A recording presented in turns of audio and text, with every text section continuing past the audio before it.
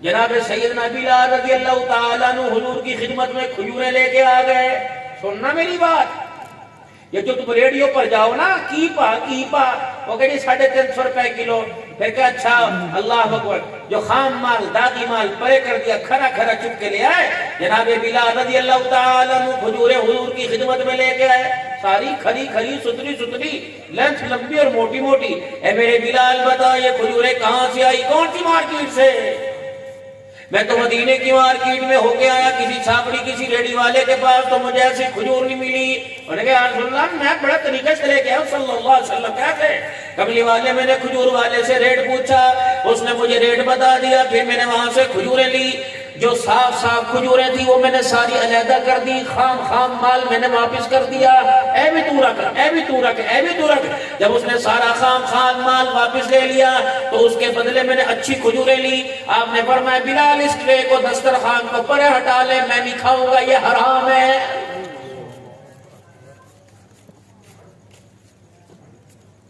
جانے دو عالم آنے دو عالم محبوب کبریا جناب محمد مصطفیٰ صلی اللہ علیہ وسلم بتاؤ کیا کرتا. فرمایا بلال تو نے تول میں کھجوریں لی, اچھی نکال لیتا, باقی جو تیرے قابل نہیں تھی ان کھجوروں کو واپس بیچ دیتا. اس کے بعد تجھے جتنے پیسے ملتے پھر ان سے تازہ کھجوریں لے کے آتا. اے میرا بلال میں بھی کھاتا, میں محمد کا سارا گھرانہ بھی کھاتا. حضرت امام احمد بن حنبل رحمت اللہ علیہ وہ بغداد شریف میں مولانا وہ اندر گلی میں بہت مجھے پیدل چلنا پڑا, پھر میں تو آگے تک نہیں گیا. بہت اندر جا کر آپ کا مزار شریف ہے, بہت زیادہ. حضرت امام احمد بن حنبل رحمت اللہ علیہ کو بھوک لگی, شام کا وقت ہوا.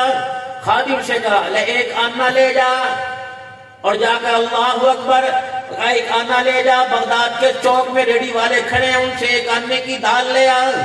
صبح کا وقت ہوتا ہے, ریٹ 400 روپے اور شام کو 400 روپے کا 2.5 کلو.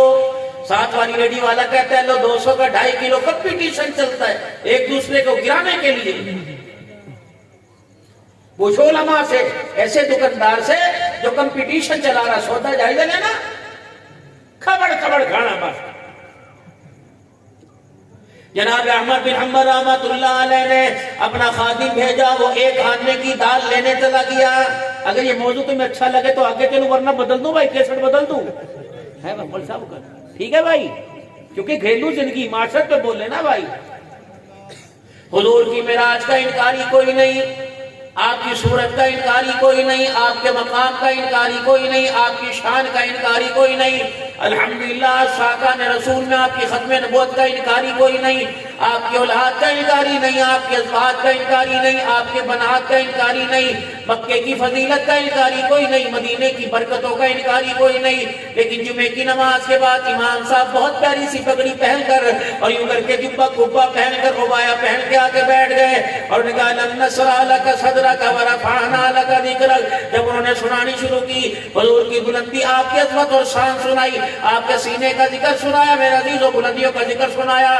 سامنے جو بیٹھا تھا اس نے کہا مولانا 8 دن ہو گئے بیوی میک کے بیٹھی ہوئی ہے, مال میرے گھر میں, اولاد میرے گھر میں, پیسہ میرے گھر میں, سونا میرے گھر میں, چاندی میرے گھر میں, مولانا ساری چیزوں کے باوجود میرا گھر ٹوٹ رہا ہے.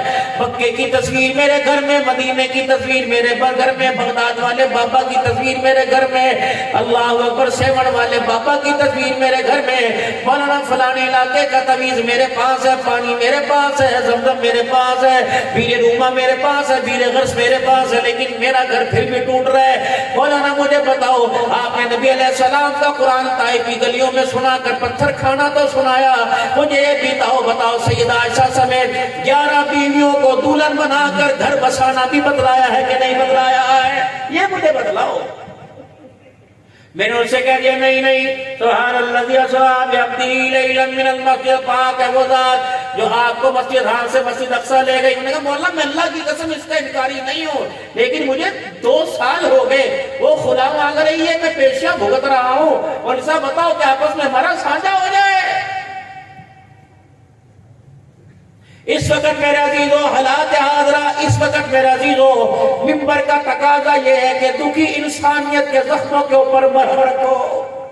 ورنہ یہ پیسے اتنے سارے کس کے نام پہ دے کے گئے؟ حضور کی محبت میں تو دے کے گئے. تمہاری حلال کی کمائی ہے، تم نے کوئی حرام کی کمائی ڈاکہ تھوڑی ڈالا. میرا بھی دل کرتا ہے میرے پہ نچھاور کرے، کیا مجھے ضرورت نہیں؟ کیا میرے بچے نہیں پڑھ رہے؟ لیکن اللہ پاک کی قسم یہ کہ ایک 10 کا نوٹ موت کے وقت اگر میرے کلمے کے درمیان آ کے کھڑا ہو گیا، ساری کائنات زور لگائے، اگر مالک نہ چاہے مجھے کلمہ کوئی نہیں پڑھا سکتا ہے، میں اس پیسے کا کیا کروں بھائی؟ روٹی کا وعدہ اس کا، جُتی کا وعدہ اس کا، کپڑوں کا وعدہ اس کا، سواری لاری کا وعدہ اس کا، صحت کا وعدہ اس کا، اولاد کا وعدہ اس کا، بیوی کا وعدہ اس کا. بتاؤ میرے عزیزو، یار سے وعدہ خلاف نہیں کرتا، پالن نہار اپنے بندے سے وعدہ خلافی کیسے کرے گا؟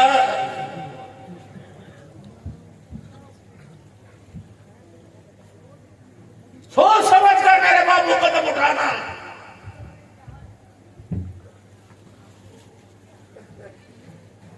زندگی کی طرف ترقی تو تمہیں دنیا بہت رستوں سے لے کے جاوے گی. کوئی جی ٹی، کوئی ہائی وے، کوئی موٹر روڈ آئے گا، کوئی لنک روڈ آئے گا. میرے عزیزوں، منزل پانی ہے، ہم نے روڈوں کو نہیں دیکھنا.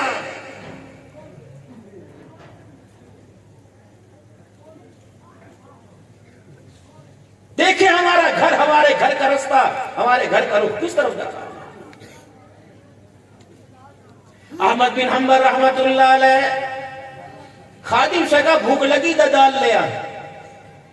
اب جب میرے عزیزوں بغداد کے چوک میں پہنچے تو 3-4 ریڑیاں کھڑی تھی، کمپٹیشن چل رہا تھا. ایک نے کہا ایک آنے کا دال کا 1 چمچہ، دوسرا کہنے لگا 2 چمچے، تیسرا کہنے لگا 3 چمچے، چوتھا کہنے لگا 4 چمچے. تو خادم کے قدم وہاں اٹھے جہاں ایک آنے کے 4 چمچے مل رہے تھے. انہوں نے کہا جو لگلیوں سے لپ لپ کر کے کھائیں گے، آج تو کنارے پر منہ لگا کے پیالے سے پیئیں گے، روٹی کی بھوکیں بھر بھر کے کھائیں گے. وہ ایک آنے کے 4 چمچے لایا، دسترخوان سجا. احمد بن حنبل رحمت اللہ علیہ کا فرمایا یہ کیا؟ آگے تو دال برتن کے پیندے کے ساتھ لگی ہوتی ہے، آج کنارے تک لگی ہوئی. انہوں نے کہا جب 12 نیارے ہو گئے، آپس کے اندر لڑائیاں ہو رہی تھی، ہم نے ان کی لڑائی سے فائدہ اٹھایا، ایک دوسرے کو نفع نقصان میں آگے پیچھے کر رہے تھے، فائدہ اٹھایا. ایک آنے کا 1 چمچہ، 2 چمچے، 4، میں تو 4 والے سے لے کے آیا. آپ نے یوں کر کے اپنے ہاتھوں کو جاڑا، اپنا دامن سمیٹا، اٹھ کے چلے گئے. فرمایا یہ دال اسے واپس کر کے لا، یہ مسلمان کو نقصان پہنچا کے یہ حاصل کی گئی. اللہ اکبر. یہ احمد بن حنبل بھی نہیں کھائے گا، اس کی گلی کے اندر بھونکنے والا کتا بھی نہیں کھائے گا. لے جا سے اٹھا کے یہاں سے. اور آپ کے میرے گھر میں ہوتی بستر پہ پڑے پڑے ٹانگ پہ ٹانگ رکھ کے کہتے پیسے ہے تیرے کو اور منگوا لے، کل پتہ نہیں ہوئے نہ ہوئے. وہ خادم گیا واپس، انہوں نے کہا میرا شیخ نہیں کھاتا، جتنی اتنی دے دے. انہوں نے کہا اللہ کی عزت کی قسم، میں نے جان بوجھ کے میں کام نہیں کیا، میں نے ارادے سے کام کیا، اور جا میں نے نقصان نہیں پہنچایا. میں نے دال اللہ اکبر دی، کوئی نقصان نہیں. حضرت جی وہ تو کہہ رہا کہ کوئی نقصان نہیں. اور میں بابو جا بغداد کے چوک میں جامع مسجد کے باہر کھڑا ہو کر اعلان کر، احمد بن حنبل کو بھوک لگی تھی، اس نے اپنی حلال کمائی میں سے ایک آنا دیا. بغداد کے چوک میں ریڈیو میں کمپٹیشن چل رہا تھا، ایک آنے کا 2 چمچہ، 3 چمچے، 4 چمچے. میرا خادم وہاں گیا جو ایک آنے کے 4 چمچے مل رہے تھے. یہ دال مسلمان کو نقصان پہنچا کے لی گئی. احمد بن حنبل نے کھانے سے انکار کر دیا. اور بغداد کے یتیموں، غریبوں، بیوہوں، اور بغداد کے فقیروں، بہروپیوں، مسکینوں، آؤ یہ دال فری میں لے جاؤ. خادم کہنے لگا عشاء کی نماز کے بعد کھڑے ہو کے اعلان کیا، فجر کی اذان ہو گئی، اس دال کو کوئی غریب بھی لینے کے لیے نہیں آیا تھا.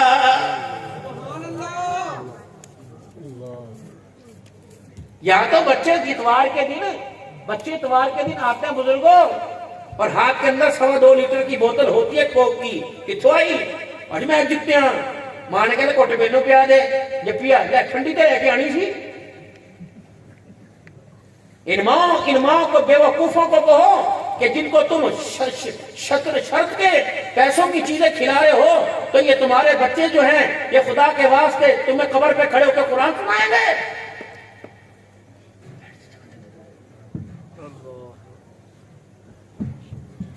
خدا کے واسطے اپنے دل کی طرف دیکھو، اپنے دسترخوان کی طرف دیکھو.